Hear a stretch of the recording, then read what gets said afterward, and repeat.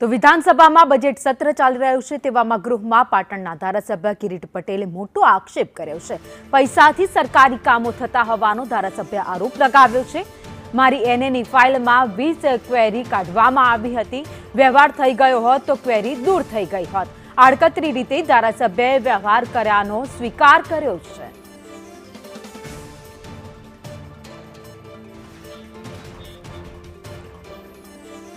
તો પૈસાના વ્યવહારને આધારે સરકારી કામો થતા હોવાનો ધારાસભ્યએ આરોપ લગાવ્યો છે। પાટણના ધારાસભ્ય કિરીટ પટેલે ગૃહમાં આરોપ લગાવતા કહ્યું કે કોઈ પણ કામ કરાવવા હોય સરકારી તો પૈસાનો વ્યવહાર કરવો પડે છે। તેમણે પોતાનો દાખલો આપતા કહ્યું કે મારે એક ફાઇલ મૂકી હતી અને કરાવવા માટે જેમાં પૈસાનો વ્યવહાર થયો ત્યારબાદ આખી ફાઇલ હતી તે બહાર નીકળી ગઈ તેવું તેમણે આડકતરી રીતે કહ્યું હતું। સાથે તેમણે એ પણ કહ્યું કે 20 ક્વેરી કાઢવામાં આવી। જો તમે પૈસા ના આપો તો તમારે એનએની ફાઇલ મૂકી હોય અથવા તો પછી અન્ય કોઈ ફાઇલ હોય જેમાં ક્વેરી કાઢવામાં આવે, તમને હેરાન કરવામાં આવે ને જો પૈસાનો વહીવટ થઈ જાય તો દરેક વસ્તુ તાત્કાલિક ત્યાંથી સરકારી ઓફિસમાંથી નીકળી જાય છે।